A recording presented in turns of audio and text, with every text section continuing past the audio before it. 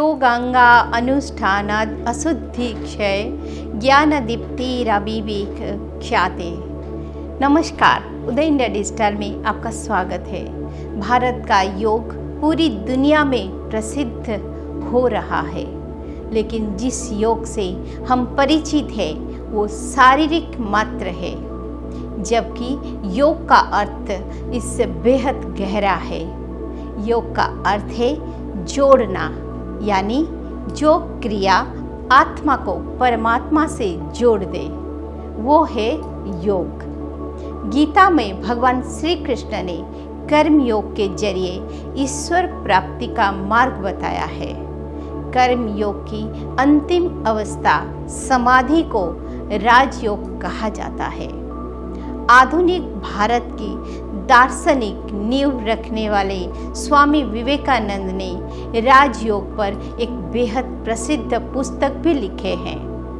सनातन धर्म के 6 दर्शनों में से एक का नाम है राजयोग। महर्षि पतंजलि का योग सूत्र इसका मुख्य ग्रंथ है, लेकिन 19वीं शताब्दी में स्वामी विवेकानंद ने राजयोग का आधुनिक अर्थ में प्रयोग आरंभ किया है और इस विषय पर कई व्याख्यान दिए थे।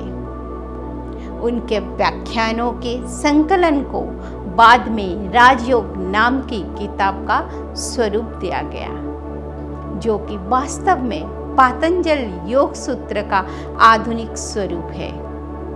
राजयोग के नाम से ही जाहिर है कि ये सभी योगों का राजा है। राजयोग का विषय चित्त वृत्तियों का निरोध करना है। यह हमें यह बताता है कि प्रत्येक व्यक्ति में अनंत ज्ञान और शक्ति का आवास है। राजयोग उन्हें जागृत करने का मार्ग प्रदर्शन करता है। इसके अभ्यास से मनुष्य का मन एकाग्र होकर उसे समाधि नाम वाली पूर्ण एकाग्रता की अवस्था में पहुंचा देता है, क्योंकि स्वभाव से ही मानव मन चंचल है। वो एक क्षण भी किसी वस्तु पर ठहर नहीं सकता। इस मन की चंचलता को नष्ट कर उसे किसी प्रकार अपने काबू में लाना, किसी प्रकार इसकी बिखरी हुई शक्तियों को समेटकर सर्वोच्च ध्येय में एकाग्र कर देना ही राजयोग का विषय है। जो साधक प्राण का संयम कर प्रत्याहार धारणा द्वारा इस समाधि अवस्था की प्राप्ति करना चाहता है, उनके लिए राजयोग ही एकमात्र रास्ता है, जो कि आष्टांगिक पद से होकर गुजरता है। महर्षि पतंजलि ने अष्टांग की व्याख्या कुछ इस प्रकार की है। यम नियमासन, प्राणायाम, प्रत्याहार, धारणा, ध्याय, समाधि। यानी पहला चरण है यम, दूसरा नियम, फिर आसन, तब प्राणायाम और फिर प्रत्याहार, इसके पश्चात धारण, फिर ध्यान और आखिर में समाधि। इन 8 चरणों में से पहले के 5 चरण योग के बहिरंग साधन है, यानी वो बाहर से काम करते हैं, जबकि धारणा, ध्यान और समाधि ये 3 योग के अंतरंग साधन है, यानी ये अंदर से काम करते हैं। इसे चरणबद्ध तरीके से करने के बाद मुक्ति यानी मोक्ष का मार्ग प्रशस्त हो जाता है।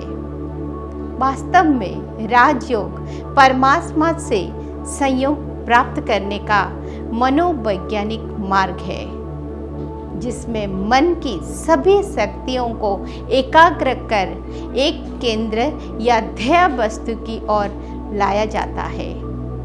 राजयोग की व्याख्या स्वामी विवेकानंद ने इन शब्दों में की है। अष्टांग योग एक प्रणाली है जिसके अभ्यास से निश्चित फल अपने आप प्राप्त होता है। इसके लिए किसी तरह की बाह्य विश्वास की आवश्यकता नहीं है। इस राजयोग की साधना में किसी प्रकार के विश्वास की आवश्यकता नहीं। जब तक कोई बात स्वयं प्रत्यक्ष न कर सको तब तक उस पर विश्वास न करो।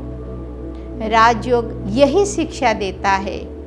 सत्य को प्रतिष्ठित करने के लिए अन्य किसी से सहायता की आवश्यकता नहीं है। यानी राजयोग स्वयं सिद्ध है, जिसे महर्षि पतंजलि जैसे योगियों ने स्वयं पर प्रयोग करके सिद्ध किया और उनके इस दर्शन की पुष्टि स्वामी विवेकानंद जैसे मुनि ऋषियों ने भी की है। ये कारण है कि राजयोग को सभी योगों का राजा कहा जाता है और इसके साधन के लिए किसी प्रमाण की आवश्यकता नहीं होती है। ओम नमो भगवते वासुदेवाय।